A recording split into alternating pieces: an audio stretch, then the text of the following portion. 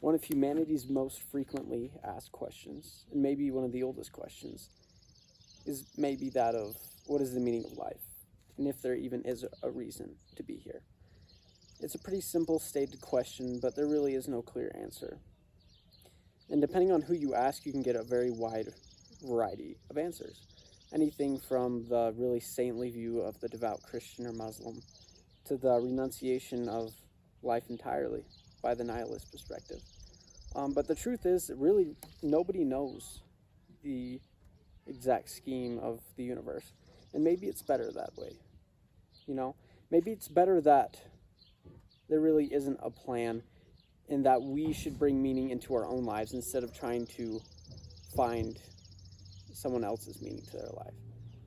Mark Twain once said the two most important days in a man's life are the day that he is born and the day that he finds out why. And the sad realization is that many people will never find why they are here. And that's not really something that is given to you. That's something you have to find yourself. But feeling meaningless in life stems from not having a meaning, pretty simply stated. But the purpose that you find in life can be the cure to many things. It can be the cure to depression. Depression often is feeling like there is no purpose in life, and meaning brings something to that. Purpose gives you something to wake up to in the morning and feel excited about. It fills your eyes with light and your soul with passion. But purpose is defined as for the reason which something exists, the why it's here. And maybe we can't really find the why for entire human existence, but we can start smaller with the reason for our individual existence. I believe that every human was born with unique gifts and talents, individual little quirks and oddities that make you you. If that were not the case, then everybody would be the same interests, same drives, same passions. Thankfully so, we are all different. And for that reason, everyone has something to bring to the table of life. Like one big elaborate puzzle that everyone has a part in. Everyone matters. For the artists, they bring moving art, Art has done many things for our civilization. To anything from, the mathematician who makes the formulas and solutions to many problems. They get us into space. And then to the doctors and nurses and the teachers, especially, who teach the next generation of all of those things. Everyone matters, but everyone is different too. And it'd be really awesome if we could just all live together in harmony, benefiting from each other's gifts. But if it were all that simple, we'd be living paradise and bliss. But sadly, it's easier said than done. Sometimes our gifts are hidden, uncultivated and unfound, yearning to be sought out and discovered. But sometimes we hide our gifts because they're not cool and they're out of style. And sometimes we might not even like them ourselves. It might not even be uncool. We push them away. And over time, we could even dissolve those gifts and they can disappear because we've pushed them away too long. And to an extent, after that, we might have even almost willingly and unknowingly transformed ourselves into mediocrity. We've sunk into the crowd, lost the spark of authenticity. And we feel it's safer to live like everyone else instead of becoming something better. That would make us vulnerable and uncomfortable, It's never comfortable to be different, It's always, it may even be a biological thing, Standing out from the crowd is not safe in any aspect, not even socially. But we feel it's safer to be like that, It's safer to live like everyone else instead of being something different, something possibly even better. That would make us vulnerable and uncomfortable. And it's far easier to be entirely the same than any bit different. But then soon, after this process is unfolded, we're slowly lulled to sleep by the unoriginality in our own lives. And eventually that path leads down to a life of unconsciousness. And this may even start with a couple of generations before you, Like, this may not even be a personal life thing. It may be a family problem that your family's gone through. But in our own personal lives, we become caught up in the repeats of it. There's nothing artistic about our lives at all, nothing different. Not straying from the trodden path because like I said, that's socially and emotionally dangerous. Too many of us are living on autopilot. We go through the motions doing what is required and nothing more. It's a wasteful way of living your life. Your chances of being here scientifically are pretty close to none. And why would you want to waste that? We've been given this great gift. We've been taking it for granted, especially here in America where all of our needs are taken care of and we are so blessed with the things that we have.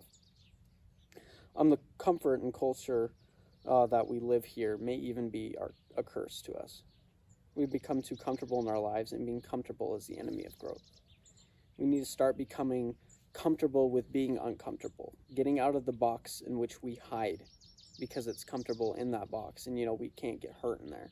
But we need to get out into the world, learning new things through experiences, even getting hurt and crashing and burning.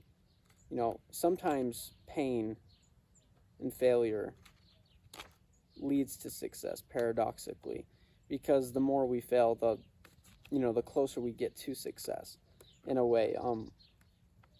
And without growing, we'd still be smashing rocks together in caves, still at caveman times. It always takes one person to make a change, and all the advancements in history stemmed from struggle, from pain. We need to stop revolving in our daily lives and start evolving. But before taking action, we must find direction. Take the hill, but first find out what is our hill. What is my hill? Find out what I need to make happen in my life. What do you need to make happen in your life? Like I said, what gets you out of bed in the morning? What is your passion? Do something you love. Do you want to be rich? And then go get it. Do you want to look good without a shirt on? Go to the gym. Stop giving your time and energy to things that don't benefit you. You got to give up all the things in life that are holding you back. It may be your PS5. It may be TikTok on your phone. Start living for real. Start doing things that make you grow as a human. And give your full attention to things you love. That's living. Because life is shorter than we think. We only get one shot at this life, YOLO. It could all come caving in at moment's notice.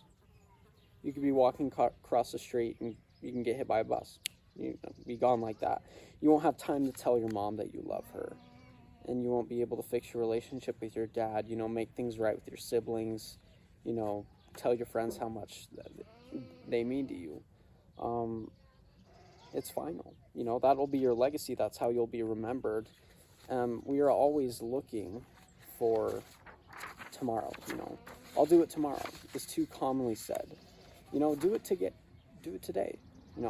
Pick up the crumbs in your life. Learn how to postpone your gratification and do things that'll benefit you in the future. Live in a way that you are ready to die because you have everything up to date in your life. You've got caught up on everything. You've made things right. You're square with everybody. Thrive in the beautiful gift that you've been living, like you've been given this beautiful life. And be yourself. Don't waste your life living somebody else's life. I think the CEO of Apple said that, Steve Jobs. That's his quote. In a world of an uncertain tomorrow, today is the only day we have. So start today. When you go off on your own, you will experience pain. It won't be popular and you may not be supported by your family and friends, but yeah, you'll also be alone. And heaven forbid you might not be happy, but I think happiness is overrated and it's flawed in itself.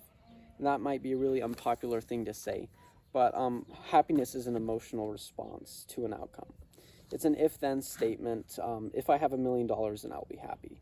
If I finally get that dream body, then I'll be happy. But every time we attain that level of happiness, then the bar is then set higher to obtain more happiness. And we cannot believe, we believe we can't be happy because we don't have what we're looking for. We aren't like everybody else, so why should we be happy? We aren't like that person on social media, so why should I be happy? But one of my favorite quotes reads that I accept today that I may be imperfect, and I accept that I may as well be. What I won't accept is that imperfection should be the crutch that I use to excuse myself from participating in joy. And that's what we should be after, is joy. The unconditionable and inexcusable. Joy has no prerequisites. Joy is an everyday choice. It's always under construction, always in the works. Joy doesn't care what is cool or was even acceptable. Joy is there when everyone else is packed up and left. Forget happiness, strive for joy. Joy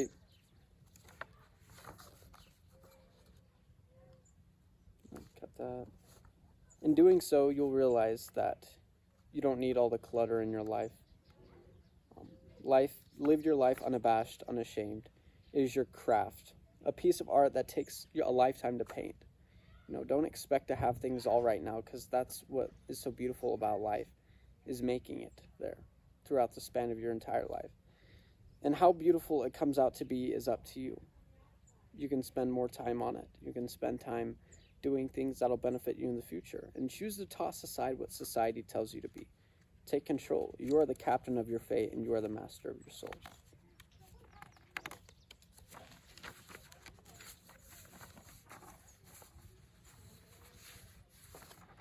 Don't let it go to waste. You'll never know when it'll end, and hopefully on your deathbed you will feel joy instead of regret. But remember, life is not easy, but that doesn't mean it has to be suffered through.